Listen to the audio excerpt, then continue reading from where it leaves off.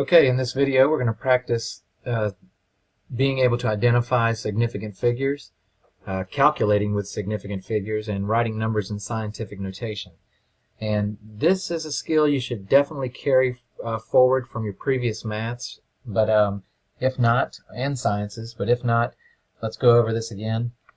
And let's look at these. I've written these examples. What we're going to do is we're going to find out how many significant figures are in each one of these numbers and then rank them from fewest to greatest. So let's look. I've written them over here. So you have the number 20,145. Let's focus on that. Let's see. All right, 20,145 meters squared. All these are area measurements. They have the square behind it. So you have centimeter squared, meter squared, millimeter squared. These are all length times width measurements. So 20,145. That number, every single non-zero, as you notice from the previous slides on the PowerPoint, everything I'm saying, I'm just referring back to information that's on the PowerPoint. So if at any point you get lost about which numbers are significant and which numbers are not, just stop the video and refer back to the PowerPoint presentation. You'll be able to see how to know if it's zero is significant or not significant. Now what you should know is all non-zero numbers, the 2, the 1, the 4, the 5, any number 1 through 9 is always significant. The only question is a zero significant? And there are rules, there's a few rules to know if a zero is significant or not, and we'll go ahead and go through some of that as we go through these examples. Now 20,145, how many numbers are significant in this number? You have every non-zero number is significant, so 4 for sure. Is that fifth number, the 0, significant or not? Since it is sandwiched in between two real numbers, 1 through 9, you got a 2 here, a 1 here, since you have this sandwiched in between, it is always significant. So that 0 will be significant, and that will mean there are 5 sig figs there. In our next example here, we have 1.750 times 10 to the third. Here's what students want to do sometimes. You want to take the decimal out. You want to, move the decimal out. The three magnitudes here, you got magnitudes of 10. There's 3, so that's 1,000. You want to multiply this by 1,000 and move it 1, 2, 3 spots and make this number 1,750. Well, if you didn't keep the decimal in the number, then that 0 would become a trailing 0 without a decimal, and it wouldn't be significant. And you'd mess yourself up. What you want to do on this is only count the numbers that are here. What you want to do is just don't even take it out of scientific notation. Just leave it like this and cover that scientific notation up and say, okay, I have a number, 1.750. How many sig figs is that? Here's 1, 2, 3, and here's a 0. The 0 is a trailing 0 at the end of the number, and it has a decimal in the number. Anytime you have a trailing 0 in a number with a decimal, that 0 is significant. So you have 1, 2, 3, 4 significant figures here. Now your next example, 0.00036 millimeters squared. In this example, we have 1, 2, 3, 4 leading zeros. Leading zeros never count. So you have a non-zero here, a non-zero here. There are 2 sig figs in this number. These do not count. And if you say, well, hold on, Mr. Simmons, the rule is trailing zeros with a decimal count. These are after the decimal. Yes, they are, but they're not truly trailing. Anything that's trailing is going to be at the end of the number. So don't think it has to trail the decimal. It has to trail the end of the number to be a trailing 0. These at the beginning of the number are called leading zeros, whether they are before the decimal or after the decimal. Until you get to your first 1 through 9 real number, all these zeros, there could be 15 zeros in a row right here, 0.000000 on down the line. They do not count. Leading zeros never count. 3, 6 are your only 2 significant figures in this number. So there are 2 sig figs. Now we have this number, 8.0 times 10 to the negative second millimeter squared. You just want to cover that up. Don't worry about scientific notation when you're looking at significant figures. Just go to the real number, 8.0.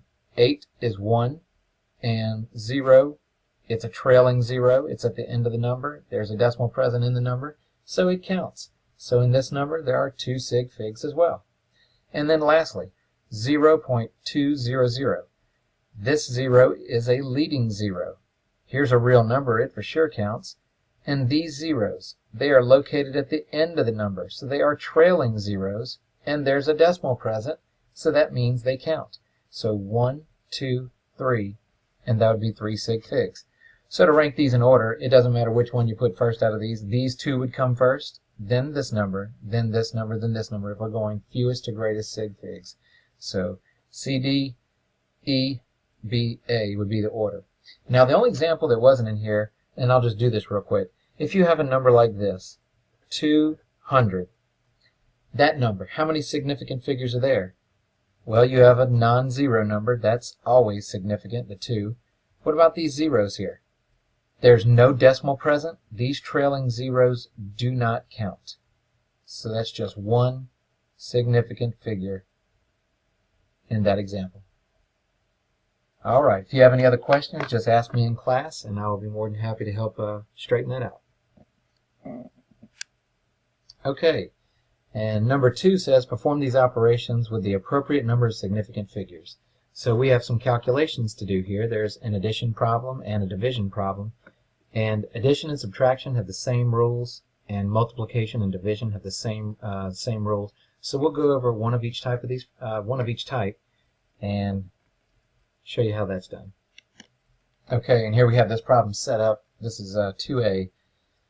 3.783 times 10 to the 6 kilograms plus 1.25 times 10 to the 8 kilograms. When you start with addition and you have scientific notation, there is a big no-no that you want to avoid. Do not just say 3.783 plus 1.25 equals and then add those two numbers together. The reason is unless these are the same, 10 to the 6, 10 to the 8, because if they are not the same, 10 to the 6th represents millions.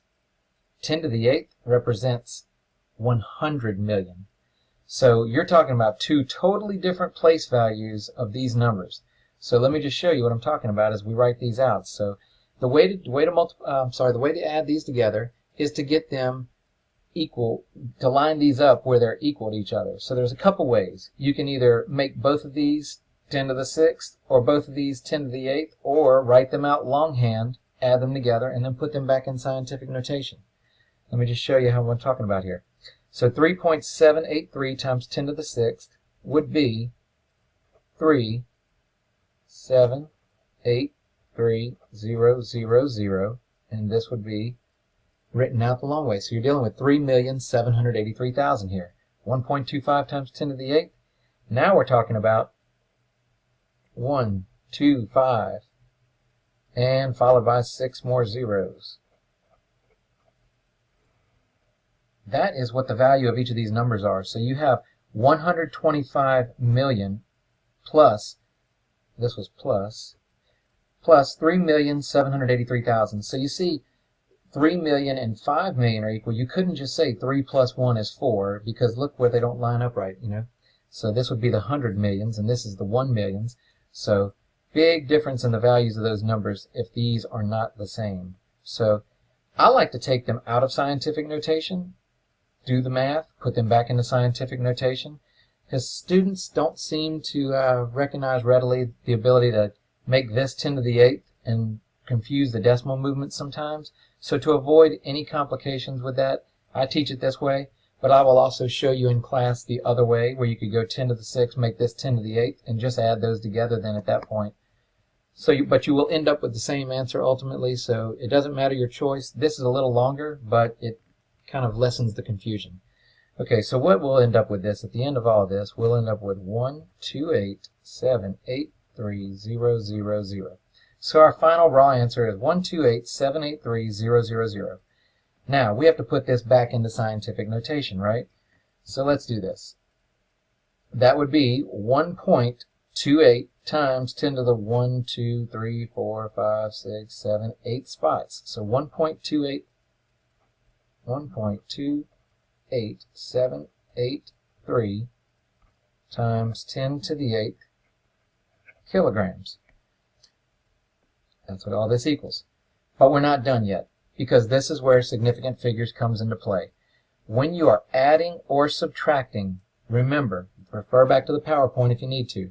The rules for significant figures when adding and subtracting are the least amount of decimal places is what you go with in your final answer. So this variable had 1, 2, 3 decimal places.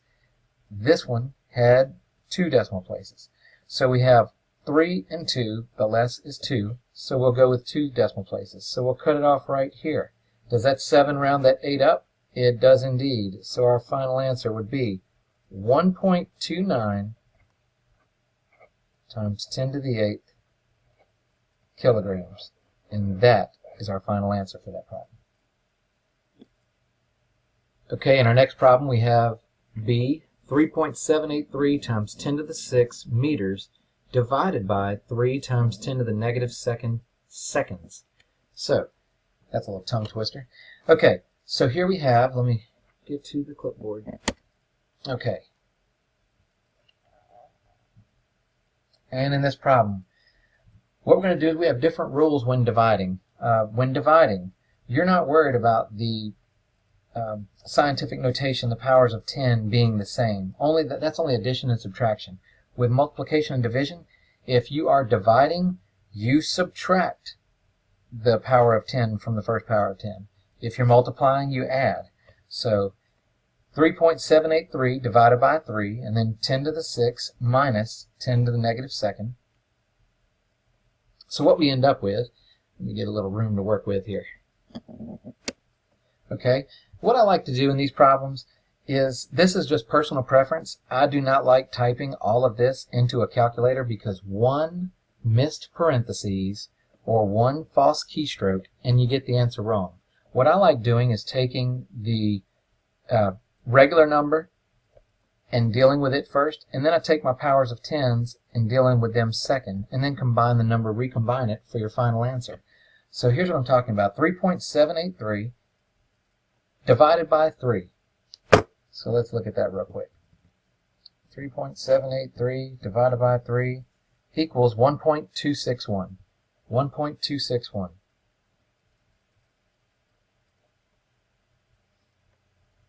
And then I'll do my powers of 10. I have 10 to the 6 minus 10 to the negative second.